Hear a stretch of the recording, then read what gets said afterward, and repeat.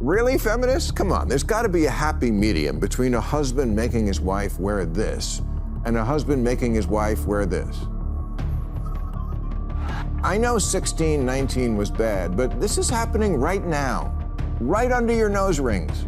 I thought it might be a good time to say this. I actually admire your youthful idealism, and our world would be poorer without it. Much like your parents who just wasted 300 grand on that ignorance factory you call a college. You knew how wrong it was when tens of millions of South Africans had been treated like second-class citizens just because of their race. But here's the thing, today, right now, hundreds of millions of women are treated worse than second-class citizens. When you mandate that one category of human beings don't even have the right to show their face, that's apartheid. Oh, it's getting brutal. Bill Maher just unleashed a verbal flamethrower on the so-called woke elite, and no one was safe. The real-time host didn't just clap back, he detonated a truth bomb right in the middle of the virtue-signaling circus, torching every ounce of performative outrage in his path. This wasn't a debate. It was a public execution of hypocrisy. Maher tore into the professional outrage industry with the precision of a sniper and the rage of someone who's had enough of the sanctimonious nonsense dominating public discourse. He's not playing nice anymore. He's playing for keeps. And the best part, he called out the exact people who hide behind hashtags and hollow hashtags while pretending to be moral messiahs. The man dropped truth like grenades, one explosive line after another. Get ready for the most unapologetic, no-holds-barred takedown of fake activism you've ever seen. If you thought Maher was holding back before, oh honey, think again. If you're out protesting for a couple of hours wearing this, you have to go all the way and spend an afternoon running errands wearing one of these. You can't side with the people who ruthlessly oppress women without at least getting a taste of what you're supporting. If there's one thing Bill Maher does better than anyone, it's slicing through the BS with a scalpel made of fire. He's not here to coddle feelings or play moral referee, he's here to burn the whole charade to the ground. When the activist mob starts twisting themselves into knots defending literal extremists in the name of justice, Maher doesn't blink. He calls it what it is: brain-dead, morally bankrupt lunacy. He's done pretending that every loudmouth with a Wi-Fi connection and a hashtag knows what they're talking about. If your idea of activism is retweeting propaganda from your couch while sipping your $8 latte, Maher's coming for your entire existence. And then came the line, not a jab, not a critique, a full-scale intellectual missile aimed at the heart of performative politics. His words didn't just sting, they scorched. Because while you're busy virtue signaling from your bedroom, real people are bleeding, broken, and buried under the mess you refuse to see. Maher's takedown wasn't a monologue. It was a siren warning that the age of blind, hashtag-fueled heroism is crashing, and hard. And trust me, what he said next? It didn't shake the table, it flipped it. Well, now that summer is here and the Hamas-backing college protesters have dispersed back to their summer internships at Goldman Sachs, I thought it might be a good time to say this. I actually admire your youthful idealism, and our world would be poorer without it. Much like your parents who just wasted 300 grand on that ignorance factory you call a college. Not that I think it's your fault being this poorly educated and morally confused. That takes a village. Shitty schools, overindulgent parents, social media, that priest who rubbed lotion on you. But 3 cheers to you for at least having the impulse to seek a cause and something bigger than yourself. It's just that the one you picked, you missed the boat by a fucking mile. Let's be real. Our universities have stopped producing thinkers and started churning out ideological clones on autopilot. It's not education anymore. It's indoctrination with a tuition bill that could bankrupt a small nation. Today's grads aren't walking out with sharp minds. They're walking out with a laundry list of grievances, a fragile worldview, and a TikTok-level understanding of geopolitics. And the result? A generation so mentally sedated by groupthink that they'll parrot any cause that sounds righteous, no questions asked, no facts required. Bill Maher isn't having it. He's watching these diploma-waving drones blindly ride the wave of woke, sometimes right into the arms of terrorist sympathies. Yes, terrorists, the kind with blood on their hands. And somehow, even that's up for debate, the facts about Hamas aren't hidden. They're a quick Google search away. But ignorance is easier when it fits the narrative, and slogans are sexier than truth. Maher, ever the realist, tosses them a scrap of credit. He admits at least they're fighting for something. But then he drops the hammer. Too bad their crusades are often built on delusion, not principle. It's not courage when you're screaming for causes you barely understand. It's cosplay activism, and Maher just called out the whole performance. But here's the good news. You want a cause? Because I totally got one for you. Apartheid. Yeah, apartheid, the thing you've been shouting about with Israel for months. Never mind that Israeli Arabs are actually full citizens. You learned that word from a 2 Chainz song and discovered that protesting South Africa's apartheid in the 80s was a righteous cause, and so it was. To this day, when celebrities are asked who is the person they most admire, one name is always the safest choice. Nelson Mandela. Nelson Mandela. Nelson Mandela. Nelson Mandela. Nelson Mandela. Nelson Mandela. Nelson Mandela. Nelson Mandela. Nelson Mandela. So naturally, when you heard that Israel was an apartheid state, it gave you such a boner you literally pitched a tent. Nelson Mandela didn't fight for likes. He fought for liberation. His mission was built on sacrifice, study, and a moral backbone, not hashtags and virtue signals. He didn't weaponize identity or drown in buzzwords. He built bridges, not echo chambers. He read, he listened, he led. Today's activists, too many chase clout, not justice. Maher's point is clear. If you want to change the world, learn from Mandela. Ditch the slogans, pick up a book, and think deeper. You knew how wrong it was when tens of millions of South Africans had been treated like second-class citizens just because of their race. But here's the thing. Today, right now, hundreds of millions of women are treated worse than second-class citizens. When you mandate that one category of human beings don't even have the right to show their face, that's apartheid.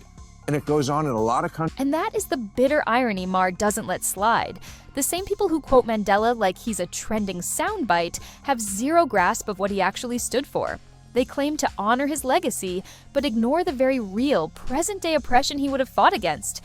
Women across the Middle East still live under brutal gender-based tyranny. No freedom, no voice, no rights. Where's the outrage? Where are the marches? Where are the endless hashtags? Nowhere. Instead, we've got college kids chanting for causes they don't understand, blindly aligning with extremist groups while turning a blind eye to actual victims of modern apartheid, gendered apartheid. Maher doesn't sugarcoat it. The hypocrisy isn't just glaring, it's grotesque. And if Mandela were alive today, he'd call it out louder than anyone. For the last couple of years, women in Iran have been saying, take this hijab and shove it. Because in 2022, a young woman named Mahsa Amini was arrested for wearing her mandatory hijab incorrectly and then died in police custody. And now security forces have killed over 500 people protesting her death and this obvious human rights violation. How about defunding those police? Bill Maher doesn't ease up. He goes straight for the hypocrisy jugular. A few rogue cops in the US, and suddenly the mob wants to torch the entire system, with zero clue what they'd build in its place. Maher, in peak form, uses his wit like a scalpel, slicing through the absurdity of condemning democracy while ignoring real state-sponsored brutality abroad. Case in point, Iran, where women are beaten, jailed, and shamed by the actual fashion police. Not a punchline, an armed force enforcing dress codes with violence. All that for refusing to wear a hijab? And yet, the activist class in the West?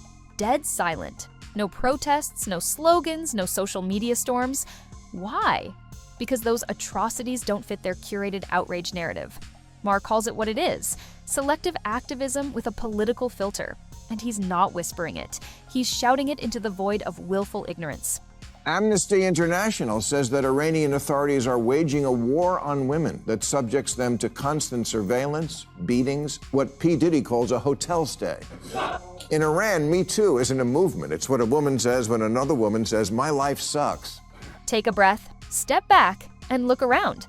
Because if you're a woman living in the United States, you've hit the global jackpot. Here, women can speak, vote, lead, protest, and live on their own terms. No chaperones, no government dress codes, no threat of arrest for showing your hair. And yet, somehow, this country gets painted as the villain by the same voices who thrive off the very freedoms they love to bash. Maher isn't letting that slide. He sees the madness for what it is, a privileged class trashing their own house while praising regimes that would lock them up for even whispering dissent. It's not activism, it's a betrayal of common sense, disguised as moral high ground. And Maher, he's tearing the mask off, one brutal truth at a time. Yasmin Mohammed is a human rights activist who got married off to a Muslim man with fundamentalist views about women, not exactly uncommon in the Muslim world. He forced her to wear the niqab all the time, including once beating her because she took her hijab off at home because the apartment had a window through which people might see in.